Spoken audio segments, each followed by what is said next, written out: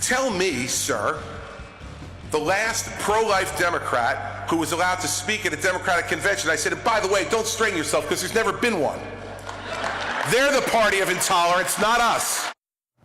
In just over an hour, we'll find out who won the straw poll at the annual Conservative Political Action Conference, the first big test for Republican up-and-comers with their eyes on the White House. I should mention that that particular up-and-comer had it wrong when Bob Casey actually did speak. He is a pro-life Democrat, and he did speak at the 2008 convention. Just by the way, Governor Christie. Now, for the past 3 days, 2016 hopefuls from Ted Cruz to Rand Paul and even Chris Christie have been tossing red meat to the party faithful gathered at the convention center in the suburbs of D.C. But with 26 people entered in the straw poll, it's not exactly a sign of GOP unity. The conservative confab has been a who's who of Republican stars, Tea Party operatives, and right-wing talkers, all angling for a few minutes in the spotlight and some all-important FaceTime with the base. It's a chance for the GOP to take its own pulse and figure out where it's going in the months and weeks to come. So what direction will the party take in 2014? And who will the conservative base pick to lead them in 2016? Joining me now, Michelle Cottle, Washington correspondent for the Daily Beast, and Robert Costa, national political reporter for the Washington Post. Thanks to you both for joining me. Thanks, Karen. Great to be here. So, Robert, I'm going to start with you and ask you to kind of give us a sense of the overall mood. And can you predict who you think might win the straw poll? I predict that Senator Rand Paul is going to win the CPAC straw poll. He's won it here before. His father's won it here before. The Paul campaign has a real presence here, at least the possible 2016 campaign. They have a lot of organizers on the ground, a lot of libertarian college students. I think that bodes well for the senator. And Michelle, you actually wrote about that and I think actually both noted this week that while it wasn't his A game, Michelle, you noted just the level of enthusiasm behind Rand Paul, and the crowds that he got were pretty substantial in terms of how he stood out from some of the others. That's right, Karen. He was by far kind of the most well-received. It was standing room only. And Robert's point about there being, CPAC is heavily attended by the young voters in the Republican Party, people starting out, people looking to network, students, activists, would-be activists. And if you go to the exhibit hall over there, if you look at the booths, if you look at who's getting the attention, it's the Rand Paul young folks. There's a lot of energy around him, and it really kind of shows at this event. So the other person that we couldn't help noticing seemed to just really be having a good time was Governor Rick Perry from Texas. I mean, he was more animated and seemed to be, the last time I saw him, frankly, this excited and animated was that speech in New Hampshire when people were wondering what it was he might have taken or drinking before he took to the stage. But let's go ahead and play that sound and talk about it. It is time for Washington to focus on the few things the Constitution establishes as the federal government's role. Defend our country, provide a cogent foreign policy, and what the heck, deliver the mail, preferably on time and on Saturdays.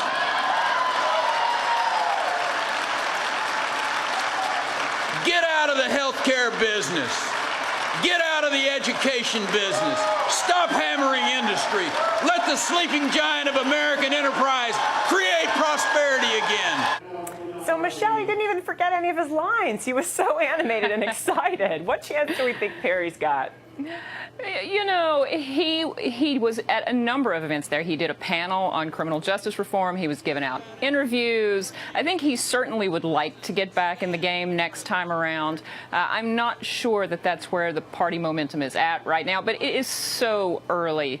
You just have no idea who's gonna break out of this pack. Now, Robert, one of the things that we also noticed, or one of the takeaways seemed to be this sort of battle lines being drawn between the GOP establishment and the Tea Party. Even though a number of speakers came up and said, there's no division, we're not divided, there's still, just in terms of the messaging and the tone of the messaging, there did seem to be a real difference. I want to get your take on that.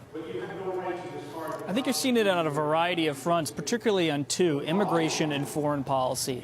On immigration, a lot of the hardline Republicans who are opposed to the Senate's bill, they were not even on panels here. The American Conservative Union, which organized this, is much more in the pro-reform camp. And on foreign policy, you saw some lines drawn. Senator Paul on Friday, Senator Marco Rubio, a hawk on Thursday, really articulating different visions. I don't think there's a consensus now in the party about where to go on either of these issues. It's an ongoing debate. Michelle, you know, there was also some reporting that the right-wing fringe is not as prevalent, that there's now this sort of other or uninvited conference, if you will, for some of the more fringe of the fringe. But I'd say so the question is, I guess they're trying to sort of play down some of the crazy, but still, I saw a few images that suggested there was still some colorful character, shall we say, attending CPAC. Look, CPAC is a chance for conservatives to come out and let their hair down. It is a networking event and a messaging event, but it's also a big party. So you have everybody comes out and plays. You know, at the place where they had all the displays, you know, everybody from the NRA to the new show for Sarah Palin. There were also people handing out flyers that says, we don't want GOP proud to be a part of this event, the Republican gay rights group. So the tensions within the party about how far they need to go on certain issues, especially the gay marriage issue, would bubble up to the top, even despite the best interest to tamp it down. Yeah, you know, Robert, to that point, I mean, I believe Go Proud was invited to attend. They didn't have a speaking role. Michelle just mentioned those pamphlets, and you actually tweeted out, I believe it was, you said that no one's talking about the GOP autopsy, and I noted that there was not a lot of attendance at a particular panel on minorities. So what does that say about the priority at CPAC of sort of keeping with this idea of, you know, needing to broaden the tent, if you will? It seems like it's more about focusing on, you know, the core. I think that's right. I think that CPAC does offer a glimpse into how Republicans are looking at 2014 ahead of the midterms election. Right after the 2012 election, the RNC came out with an autopsy report. There was a lot of discussion within the party about maybe moving to the center, trying to appeal more to minority voters, gay voters. But we're really seeing now an effort by the party and the base to appeal to conservative voters. Reince Priebus, the RNC chairman, was here just a few hours ago trying to rev up the base, get them excited about the elections. I think the party's nervous about its chances of keeping the House and winning the Senate majority. So right now it's all about GOTV, get out the vote. And you know, Michelle, I mean, Democrats have decided that the key for them, at least on the House side, is women, and that they've identified where they need to turn out women voters in order to either stay where they are or potentially pick up seats.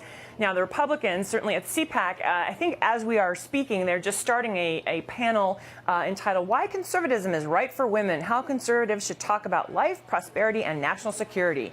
And it's also International Women's Day today. But it did not go unnoticed that there were not a lot of women on the main program. You did have Sarah Palin, you do have Michelle Bachmann, but for the most part, most of the speakers were men. Well, you know, there's a lot of men who are in the leadership of the Republican Party. And for what it's worth, this actually upsets a lot of the GOP women I know, you know, fundraisers, activists, strategists. They are banging their heads against the wall, you know, trying to get more women involved and more women leaders to kind of push their way to the front of this. You know, they have a lot of good people on their farm team that they talk about. Susanna Martinez is one who excites a lot of people. They want to see these faces up front because, as people have pointed out, it doesn't matter what your messages are, you also want to see people who look like you delivering those messages. And so this is a big thing within the party. Well, I feel like we keep saying that. They write about it. They seem to know it. And yet we're not seeing it, you know, in action. But, oh well, thanks to Michelle Cottle and Robert Costa.